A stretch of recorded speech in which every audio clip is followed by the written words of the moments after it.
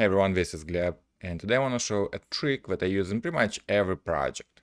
I like Cypress a lot, not because only it allows me to write end-to-end web tests, but because in most of the projects I struggle to remember how particular functions work. For example, I never remember how minimatch matches the pattern to a particular file name or a string.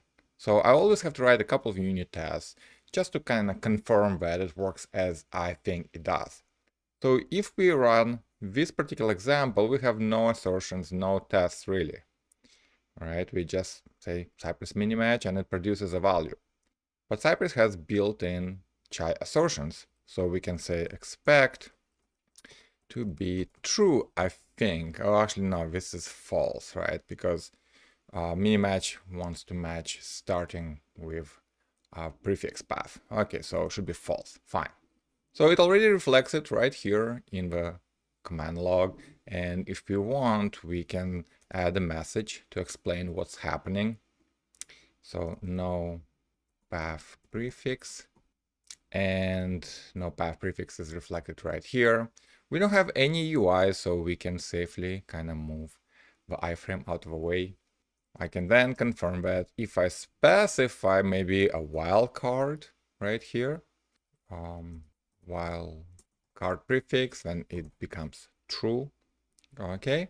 Now the only problem right here is that we still don't know what arguments we use during the test to call minimatch.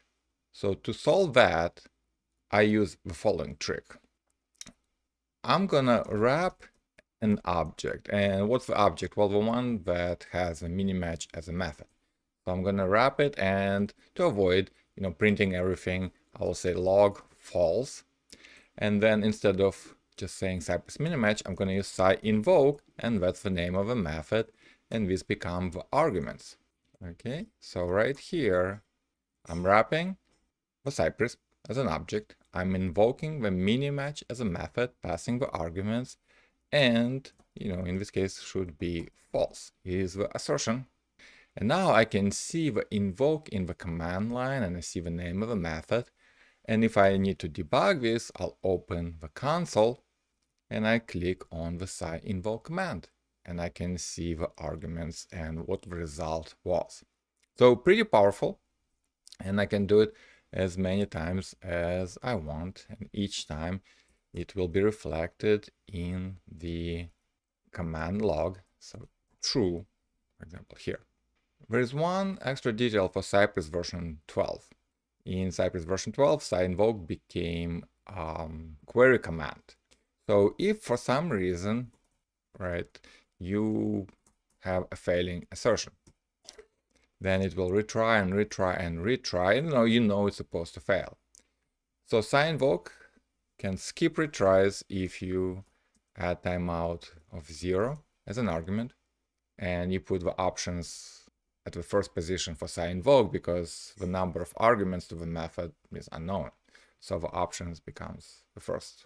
Or you can use my Cypress map where you have invokeOnce command that doesn't retry but does essentially the same thing as cy.invoke. And invokeOnce is actually better because it prints the arguments right into a command log, so you can see it in a screenshot or a video. And the final tip is what happens if you don't have an object to wrap and call the method. So instead of wrapping the object, you can actually wrap the function itself.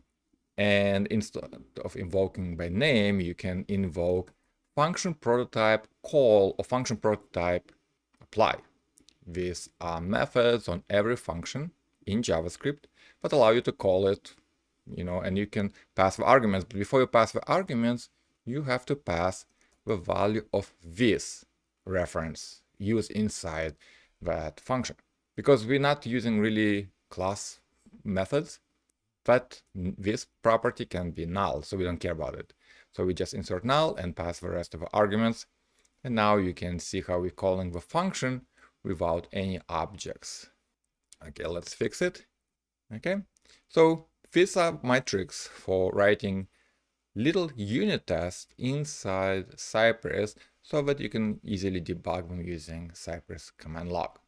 Find this full example and lots more examples at my Cypress example site, which I will link in the description of this video.